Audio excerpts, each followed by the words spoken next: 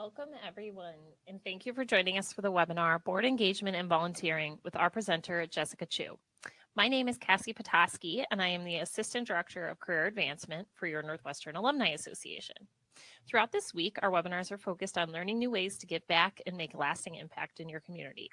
We'll begin shortly, and we're so excited that Jess could join us for this great topic, but first, a few housekeeping items I'd like to share with you. On the right-hand side of your screen, you'll see that there are a few different tabs. Please send in your questions for Jess through the Q&A tab. We're saving plenty of time at the end of the presentation to answer these questions, so please send them in now and throughout the webinar. Should you experience any technical issues during the presentation, you can email the Big Marker team for further assistance at support@bigmarker.com, and I will send that out in the chat box so you have that email address if you need it as well. Lastly, a link to access the recording of the webinar will be sent to all registrants later today. Now let's move on to why we're all here. Jessica received her bachelor degree from Northwestern University in English Literature and International Studies. She holds her Chartered Alternative Investment Analyst certification, as well as her FINRA Series 7 and 63 licenses.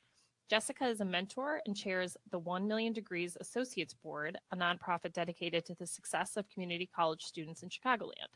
She sits on the advisory board of Invest for Kids, a foundation that is committed to underserved children and women, and serves on the executive committee of 100 Women in Hedge Funds, a global association of professional women committed to educational programming and philanthropy. I'm going to hand it over, and thank you so much for being here, Jess. Well, thank you so much, Cassie. Thanks for having me. So as Cassie said, here's a slide here with my back on it, and that's me. There's a photo of myself. And I'm happy to be here and excited to shed some light on what it means to be involved as a volunteer and also how it means for board engagement. And today in this webinar, I'm going to talk a little bit more specifically about responsibilities, challenges, and rewards, but also dig into the why, what, how, and how specifically you can find organizations and figure out what you want to get involved in. I'm not quite a decade into my career, but I found being involved on a board extremely fulfilling and been pleasantly surprised in a variety of different areas on how it's actually enriched my life at large. And as Cassie had commented, I am involved with a couple organizations, but we'll be using 1 Million Degrees and Invest for Kids as examples throughout this presentation. And please send questions throughout in the chat box. I'd be happy to kind of address them throughout the conversation today. So let's get started. I put this slide in here just to share a little bit about my philosophy, which is the lens that I've used to really assess whether it's through work, life, or engagement on the volunteer side. So I believe we're given a bunch of different resources which can ebb and flow and change throughout your life, but we're called to be good stewards of them at any point in time. And so it's really these three things: time, talents, and treasure. So time, so really basic hours that you have in the day, how much can you really give? Talents can be your craft, your network, what skills you bring to the table, and then treasure is really financially what you have and what you can be giving. And I think there's a different balance of that comes as we progress throughout our careers in different stages in life. But I think viewing through this lens is actually really interesting and important when you're looking at different organizations and what they're asking of you in terms of commitment and responsibility. So let me dig into kind of the why, what, how of engagement. So why do I want to get involved? That's a good first question to start with. Here are several reasons that I've heard from friends and colleagues. The first few reasons are great. I resonate with the mission. I want to give back to the city that I live in. And the latter three are valid and also things that I hear as well. I want to expand my network. I want to build new skills. And you know what? I have a lot of free time and I'd rather do something than just hanging out on the couch when I get back from work. But I think it's important, regardless of what your reasons are, and maybe it's a mix of these and it could change throughout time, is to do a little bit of that gut check on your motivations. Because at the end of the day, with any experience, what drives you and what puts you there in the first place is really going to probably be influenced and be connected with what you get out of it at the end of the day. The other thing to be cognizant of, and I'll touch on this probably a little bit later in the presentation when I talk about some challenges, is that your reasons might be pretty different than the reasons of your friends or people that you're working with when you're volunteering. So to be really cognizant of just the different dynamics and how do you all row in the same direction when you're coming from very different places. So once you've gotten a sense of why you want to get involved, the next step is really figuring out what you want to get involved in. There's so many different causes out there. I tried to bucket them into a few main categories here just to make it a little bit easier for this conversation. So social welfare, education, arts and culture. You probably can think of a lot of things that come immediately to mind as I called out those different categories. But it's important to be involved in something that you're interested in or passionate about. I think that with anything will help drive commitment and long-term relationships. The other part of it too is you might actually just find and happen upon an organization where you like what they're doing, but it's more about the structure of the organization that drives you to want to get involved. And that works as well. And so that's really what brings me to finding the right organization for you. I think that's the true application. So there's a lot of people who say, for example, hey, I'm really interested in, healthcare, but there's so many different types. There's clinics, there's hospitals, there's ones that are dedicated to a certain type of individual. How do I even go about figuring that out? And how do I go about finding the right organization to partner with? And there's many different ways. You can talk to mentors, figure out what resources you have at your fingertips and have conversations. But it's very much of a process. And it's actually very much of the experience that I had when I found 1 Million Degrees. So I think I can tell that story just to bring it to life a little bit. When I was transitioning from JP Morgan, which was my first job out of school, to Northern Trust, I found myself starting a new chapter with a little bit more flexibility. And I knew that I wanted to get involved in education. So for me, that was my cause. I see that as a true equalizer for opportunities. But as I was describing with healthcare, for example, education is a really big space. You can focus on young individuals, K through 12, college prep, pick your spot. There's a little bit of everything for everyone.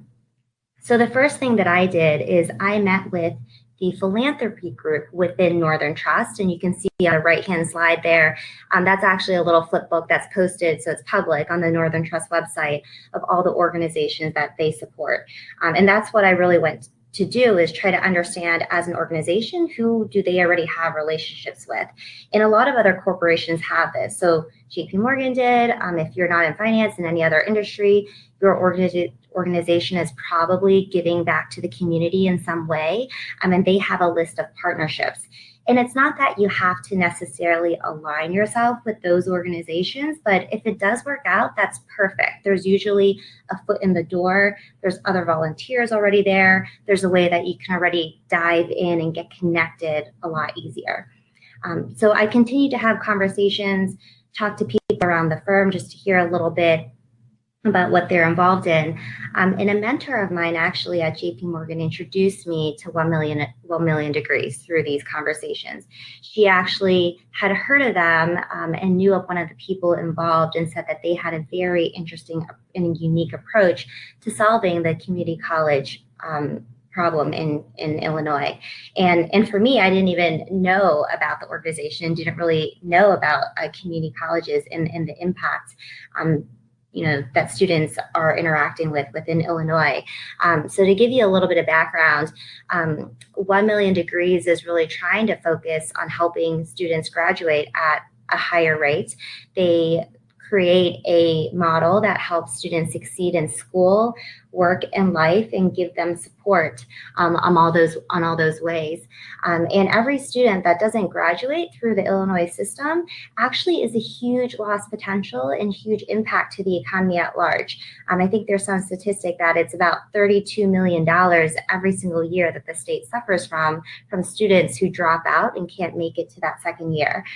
I was invited to an event and was immediately hooked. I thought the way that they approached it was interesting. They weren't just marrying marrying, education. They were marrying in financial support, soft skills, helping really try to grow individuals in their success. And so that's really how I got introduced, dove right in to be a coach, now chair the associates board, and also have the unique opportunity to sit on the executive board.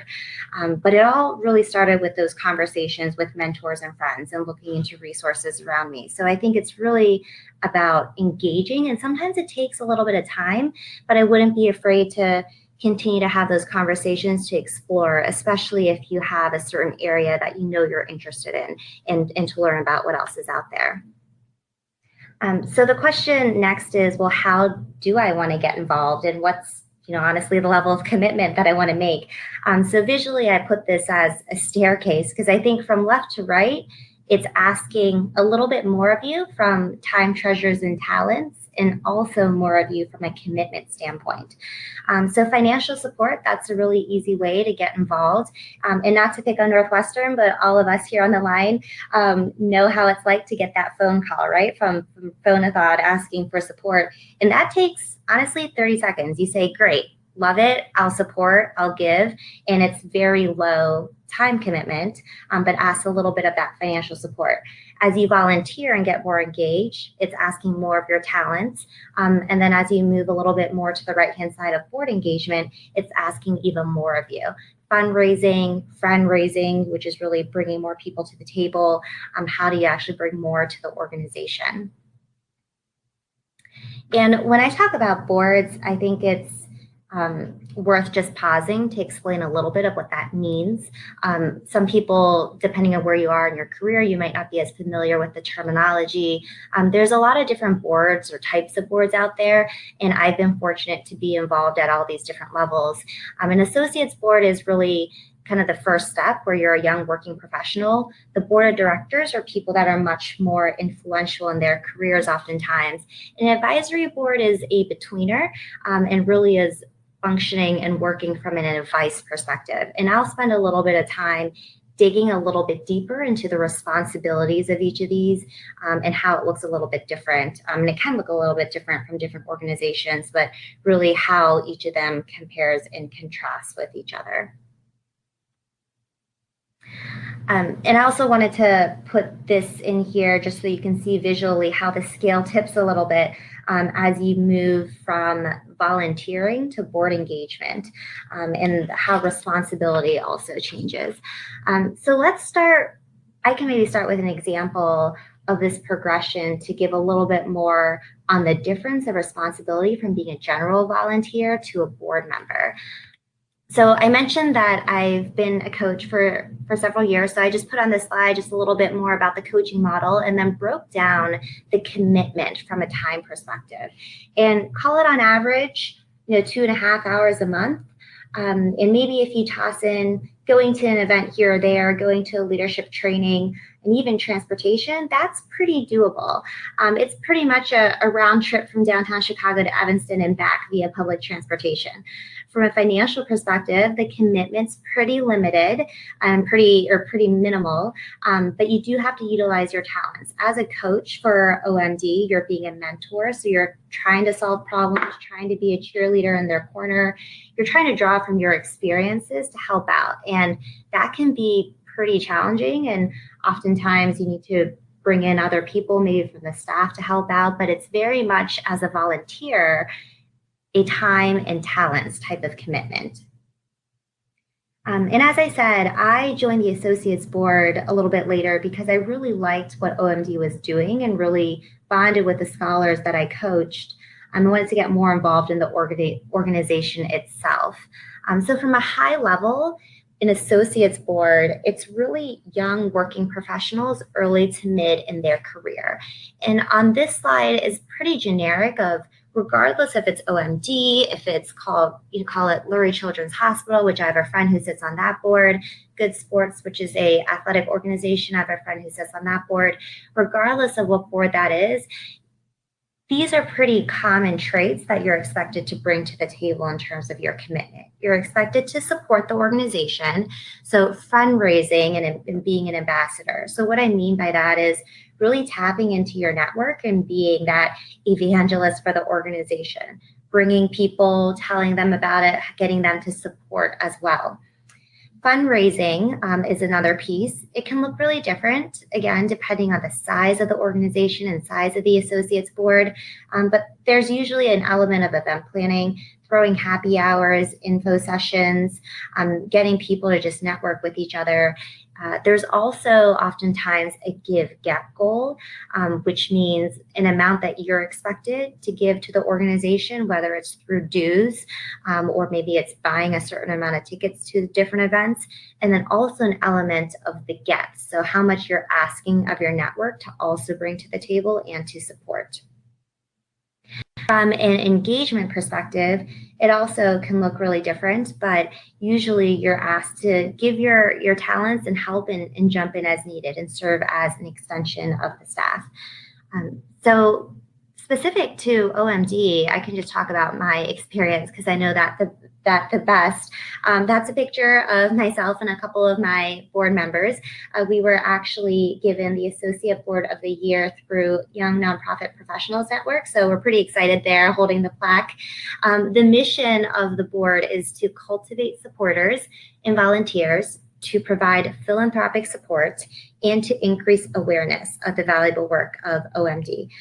So you hear in that mission echoed that fundraising element that I mentioned earlier.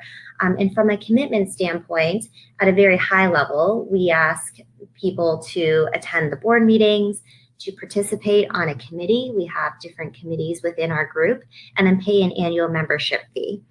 I also put in a chart there. I know it's a little bit small, covered up by the photo there, but I put in a chart with some other elements that we ask the Associates Board to bring to the table to give you a sense of how our team works. We recognize that people, while they're bringing their time, treasure, and talent, some people have more of one than the other. So different ways of participating and engaging. We want to make sure that people are allowed to do that and feel that they can be connected in the best way. So for some people, it's being a substitute coach and filling in. For others, it's using the space. Maybe they have a company with a bunch of conference rooms and inviting people to meet in those spaces. And for others, maybe it's getting auction items or donations and whatnot. So there's definitely a variety of different ways. For myself, I chaired the Scholar Engagement Committee within our team for some time, which included putting on panel events at local community colleges. I wanted to learn to engage with scholars beyond just coaching, but to really enhance the curriculum. So it was really planning events, thinking of a diverse group of professionals and panelists to talk about their experiences, coming up with topics, and figuring out those logistics. From a time perspective, I think it really depends, again, on how much you want to put into it. At a minimum, within our board, we ask for bi-monthly meetings and then attending these other major events that we put on. But for me, I was really trying to figure out ways to engage more with scholars beyond just coaching. So in addition to leading the committee, I also spent several months helping build out the financial literacy curriculum that the scholars would go through.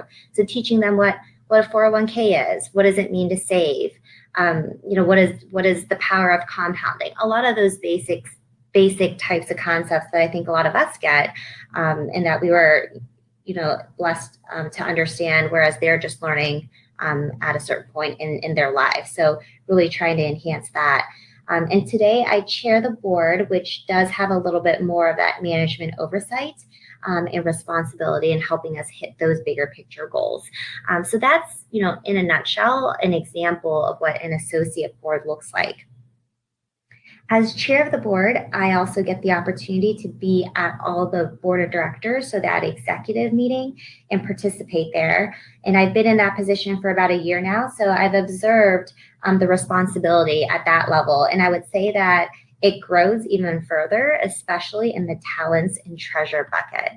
So here's, again, at a high level, what board of director responsibilities are. Oftentimes, it's working professionals mid to senior in their career, mostly because of the amount that's asked of you from that talent and treasure perspective. From a support side, you're still asked to be an ambassador, but you're also asked to try to gain more support even through your corporation, to get your company to sponsor, to get other companies to sponsor, and your own give-get increases as well.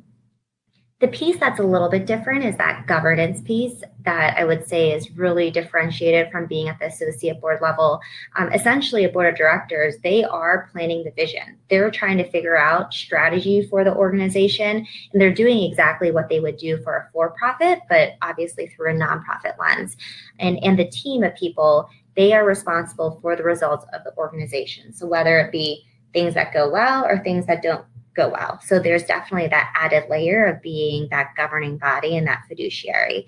And then from an oversight perspective, I think the finances overall are enhanced. So not just from a personal donation, but also making sure they understand the budgets, the staffing, and where all the dollars go to, which is why there's a big focus on making sure that they are even further in that fundraising element. So for 1 Million Degrees, this is actually a photo of the board of directors annual fundraising event, which is the Food and Wine. And just to even give you just insights into that and how that compares, Food and Wine, their fundraiser, which was earlier this year, it's $500 for a ticket, and then tables start at $5,000. And then this year they were able to raise $775,000. So take that and compare it to our associates board. We have an event coming up in 2 weeks actually, and that's $100 a ticket. And we're hoping to raise $20,000 to $30,000. So just from that perspective, that difference in scale of what they're bringing and what the associate board is bringing is obviously at a different level. And over time, hopefully the goal as someone who is on the associates board is to build throughout your career to be at the level to join something like a board of directors. The other element I will point out is presence. In terms of events and attendance at board meetings, and this again could be different for different boards. For the associate board, we take a lot of our personal time, so a lot of it is after work meetings, on weekends. For the board of directors, it's very much integrated into their professional life. So they actually meet during the day every other month.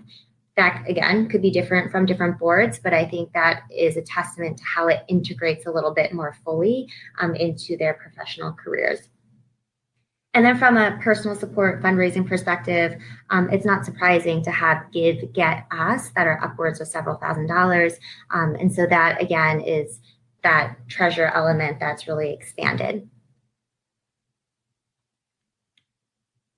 I also sit on the advisory committee for Invest for Kids, which the organization, the goals are to put on a state-of-the-art conference where proceeds are then used for organizations in Chicago. And the advisory board, as I said earlier, is a little bit of that between an associates board and a board of directors. And it's really, usually it can be people at different levels in their career and experience, but it's usually targeted to people who have unique expertise that they can lend to the organization. So it's bringing in people who can still support, who could still give financially, but that advice piece is huge and really serving as that sounding board, any planning or any key decision making that they're making. Invest for Kids, they've done a fantastic job throughout the years. They've given millions of dollars to over 40 organizations within Chicago, and the advisory board has been really key to that success. They're planning an investment conference, but the proceeds are actually going to nonprofit organizations. So what they're trying to do is use the advisory board as a sounding board for planning the event itself. So not just going to the event and getting others to go, but making sure that we come up with speaker ideas, do outreach, have different event topics. One of the other goals of the organization is to enhance female attendance at events like this every single year. So it's really coming up with those types of ideas and helping execute on it. And there's also a financial commitment for Invest for Kids, which isn't necessarily true for other advisory boards, but I would say that sounding board element is really what's very different, and there's not a governance oversight, but it's more just giving that advice as the leaders in the staff of the organization are trying to execute on the event. So being on a board is great, but it definitely doesn't come without its challenges. So I spoke for a little bit of time on associates boards, board of directors, advisory boards, and there's different challenges that are really coming to the table stages. The old question, or the question that you hear all the time from people, is how do you keep the associates board engaged? Which on your end, you might be surprised that I'm bringing this up, because you're probably on this webinar because you want to get involved and you want to jump right in. But the challenge actually comes due to structures of boards as well as volunteering in and of itself. When you're a volunteer, you're giving your time. So when other big priorities in life happen and come calling, such as job promotion, maybe someone's taking a leave of absence and you have to cover for them at work, maybe you have a life event or you're training for a marathon, it's really easy for volunteering to just come second in that. And then in addition to that, it's really the structure. The leadership board and the committees and various chairs, there's different roles, but as with some other challenges in different organizations, 80% of the people who are really sitting in those leadership positions are doing the majority of the work. So how do you solve that, and how do you continue to get people to be engaged? The way we've really done it at OMD is to have different committees build a very diverse group of board members who can bring very unique and different perspectives.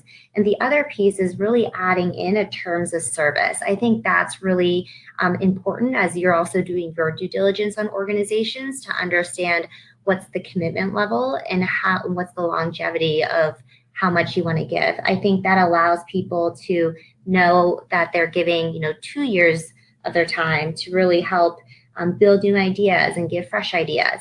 On our team, we actually just did a full leadership transition last year, and that's actually allowed us to have other people step in and come to the table with other ideas. So I think that's definitely a way to help keep the associate board members engaged, in addition to having really defined roles. Another challenge that comes up is holding difficult conversations and making difficult decisions. As I mentioned earlier at the start, your motivations for getting involved might be very different than other people's motivations, and you'll get different levels of commitment from individuals. But it's important to be upfront and to know what you're coming into as well as what other people are bringing, and to make those expectations very clear. And I think that makes it a lot easier to have those conversations, and it also makes it easier to bring other people who are more excited to give to the forefront. Another third challenge that comes up pretty often is setting boundaries. The reason that this comes up a lot is when you're a volunteer and you're working with a nonprofit, there's a lot that's asked of you, because everything that you can give is something that they gain, which is fantastic. And you should be eager, ready, and willing. But it's also very important to have a balance so that you avoid burnout, and so that, again, with the expectations that I mentioned earlier, you understand what you're getting yourself into and what they expect of you. The thing that I've learned is establishing clear communication early on, whether it's with the staff or the executive board, email updates, frequent check-ins, being clear, concise. Those are all things that are really important as you get involved to making sure that you're all on the same page. So I wanted to close and talk a little bit about commitment. I've used that word throughout, and I know it can be a little bit of a scary term for some people. I put together this visual because I think my commitment to both 1 Million Degrees and Invest for Kids has actually integrated into both my personal and professional life. And it's helped me make a lot of good work contacts and also friends, and impact in areas that matter to me. Getting involved on a board has a lot of benefits that you might not expect. For me, I think I've learned that it actually makes me better at my day job.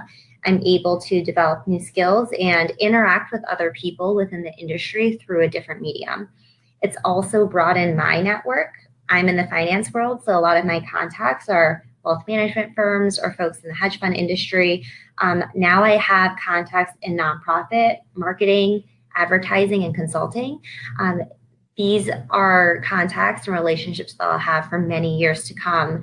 And as a live example, one of my board members is actually looking to transition his career, and he's been able to tap into that network and build relationships and navigate through that. So you never know when that's going to be able to help you or you're able to help somebody else.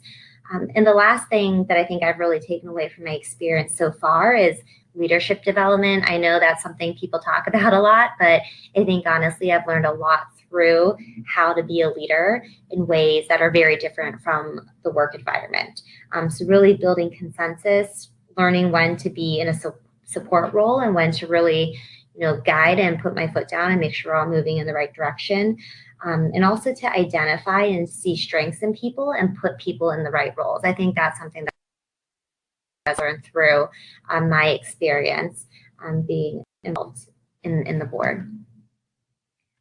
So I encourage you to jump in. I have put a couple of local resources for those of you here in Chicago. There's actually chapters of this across other major cities. So if I see some of you are in other cities, really tapping into these types of listings is really helpful as you're trying to get a better understanding of what organizations are out there and what you could be working with.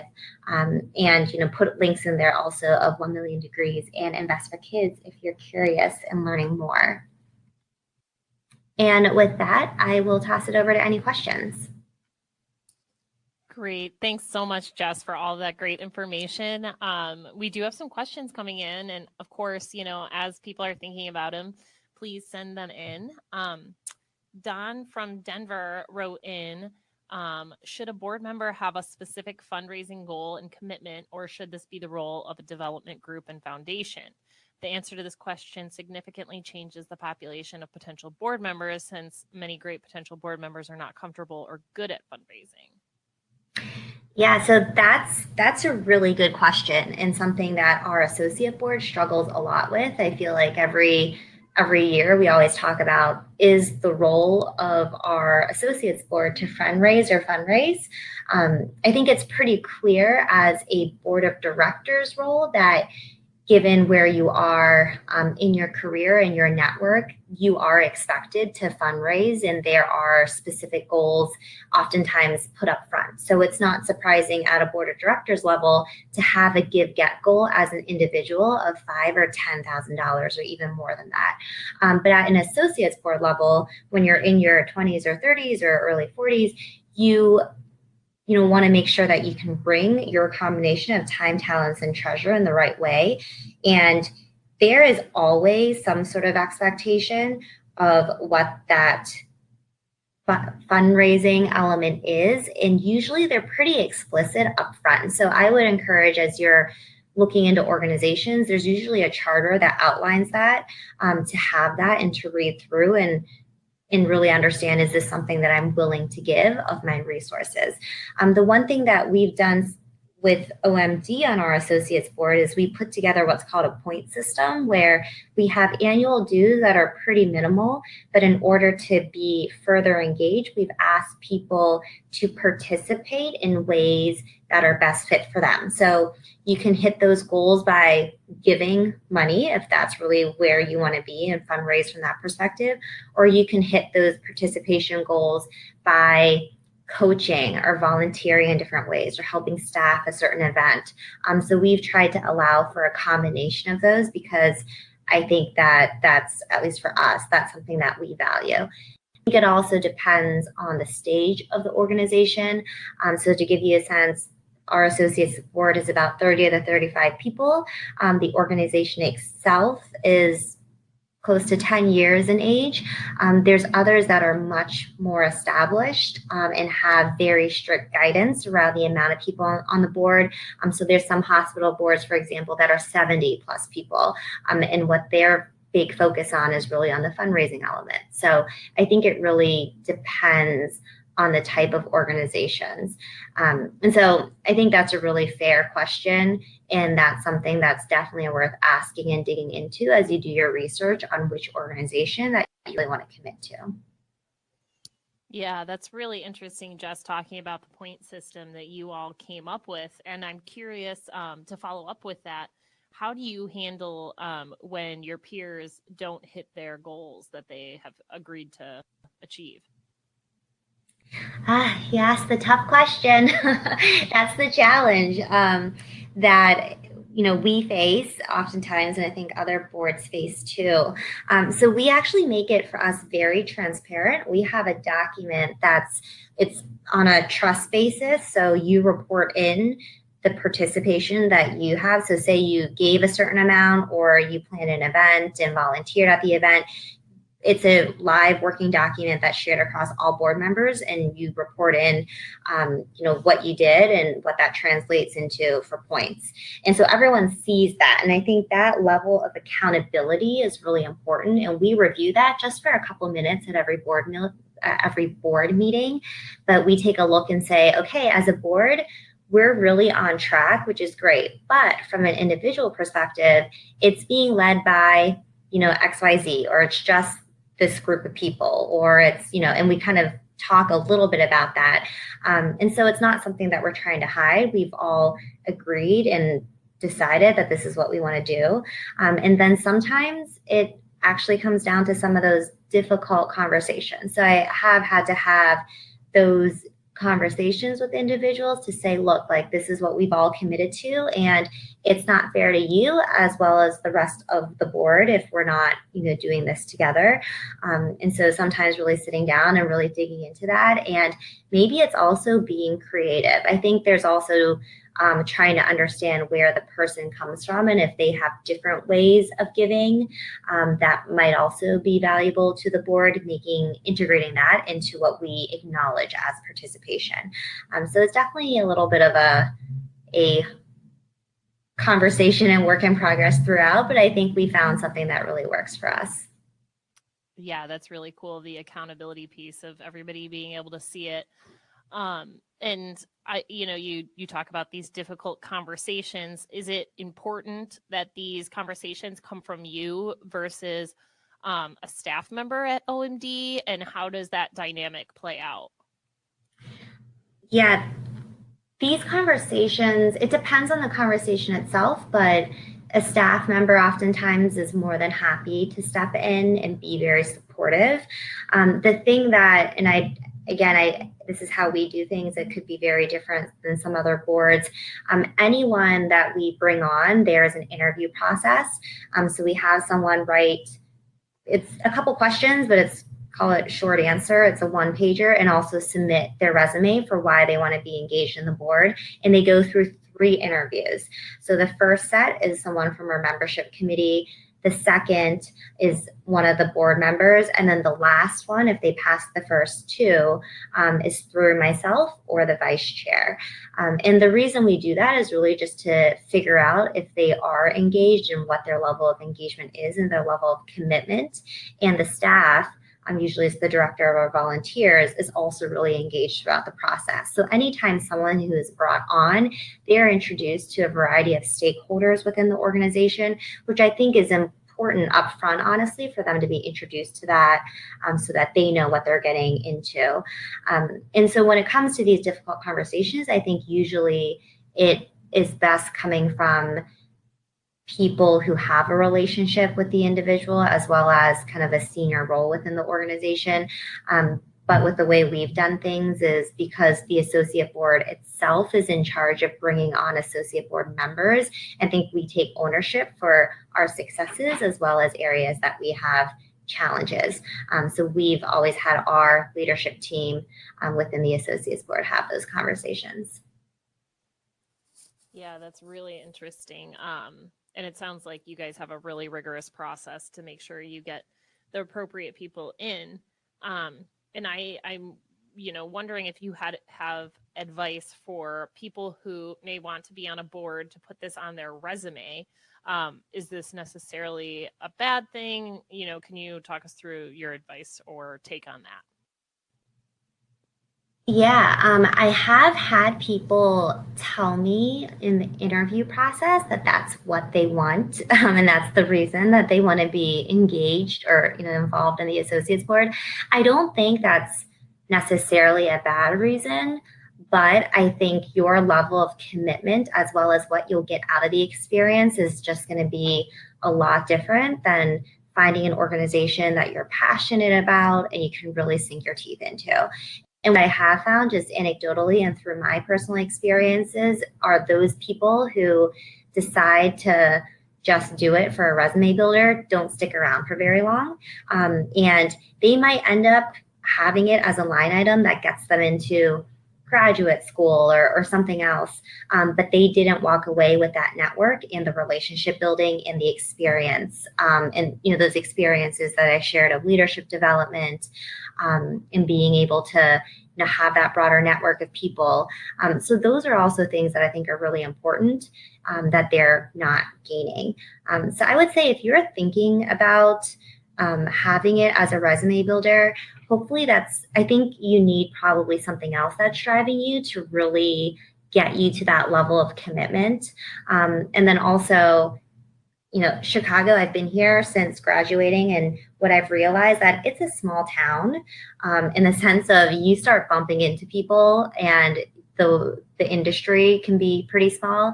And whenever you're not upholding your end of the bargain from a commitment level, that's your personal brand. And once that's tainted, that's really difficult to change. So hopefully, if you are doing it and again, that's why I had that slide earlier of, all those different reasons, is there's different combinations and there's not necessarily a right or wrong, but you need to make sure that, if you're getting that charter that says these are your expectations, that you're really upholding that. Mm-hmm. Yeah, that's a really good point about the personal brand piece. This is, your reputation. So really interesting. And now, Jess, I'm curious what your thoughts are on how to potentially improve an associate board that you're on when the staff or the organization isn't moving the mission of that associate board forward, from a volunteer's perspective. Yeah, so that can be challenging whenever you're not getting that type of support from the organization itself. I think I've been really fortunate to be with a really good team of people on my leadership committee. And I think that's what it comes down to, is if you have good people on your associates board, even if there's difficult personalities that you're dealing with on the staff, or if there's problems that you're trying to resolve, smart people who have their heart in the right place are going to figure it out and band together. And I think that's where I've found, we haven't had problems with the staff, but I found that when there are any issues that we have to confront, that works the best way. So again, I've been really fortunate in that regard, so I haven't had to deal with that type of challenge. But I think it's really probably for yourself, identifying the people that you want to work really closely with, and then trying to solve those problems and maybe bring it to the table to the staff. What I have found with our organization is the relationship with the board of directors is really strong.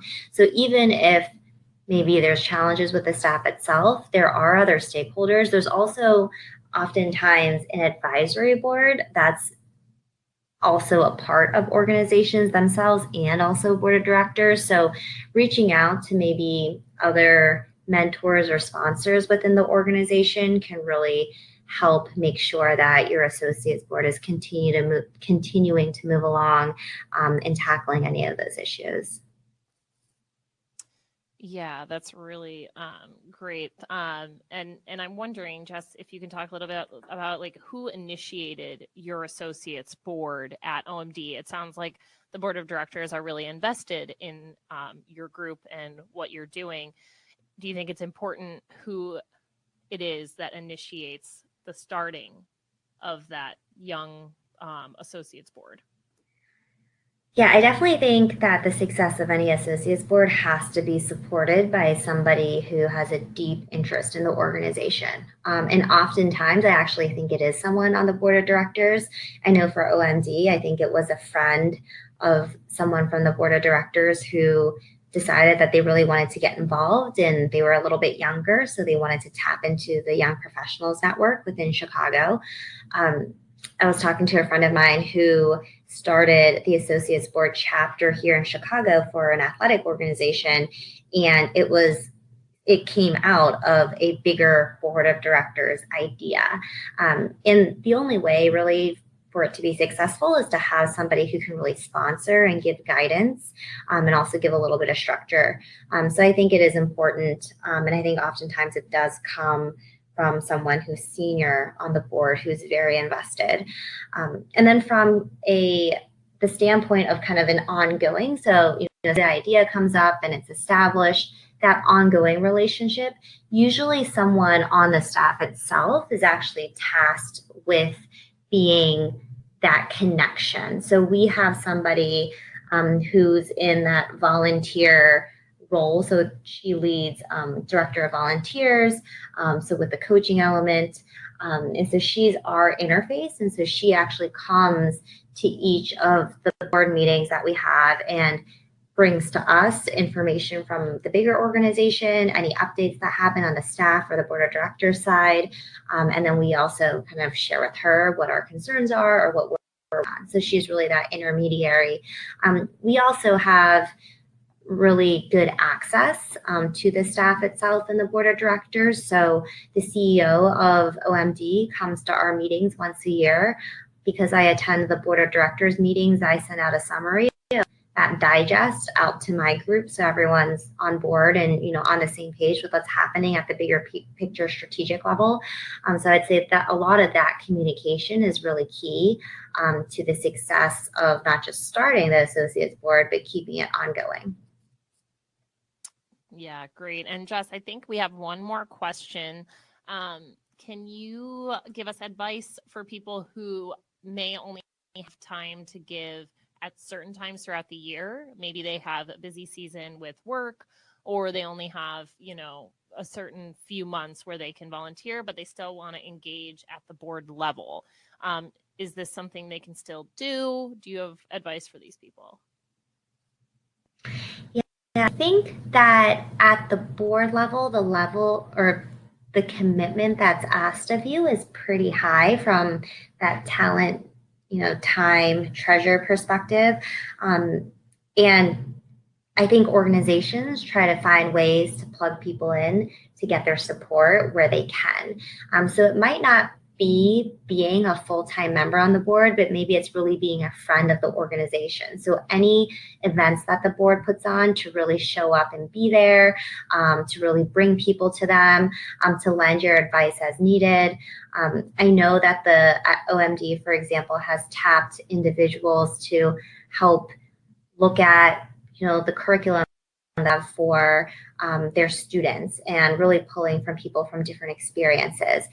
With Invest for Kids, for example, there's a small group of women actually that are really involved on the women's initiative to get more female in the industry involved, but they're not on the advisory board. So they've actually just have a small group that comes together once a year, and it's over the summer. So it's usually a commitment of a couple months whenever things are a little bit quieter. So they've actually developed that in partnership with the advisory board. So I think there's definitely a bunch of different ways to do it. It probably would be hard to be kind of a part-time board member, if that makes sense. But I think there's definitely ways to continue to get involved. And I think it is kind of assessing your level of what you can bring and what the organization is asking for.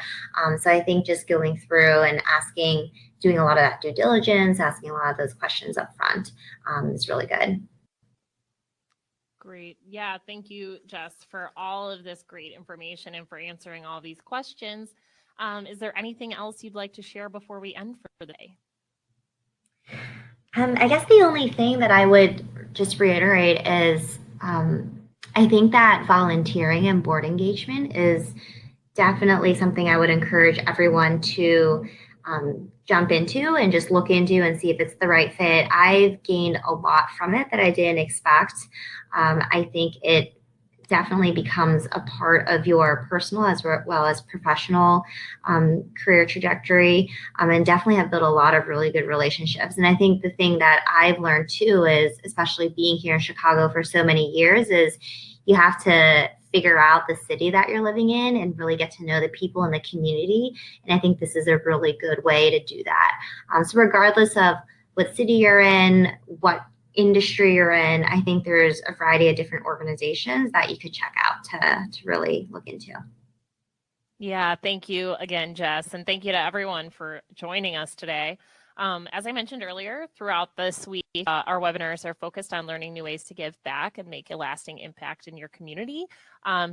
So please, we encourage you to join us this Friday for our last webinar of this series at noon Central for the webinar, How Impacting Your Community Can Impact Your Career.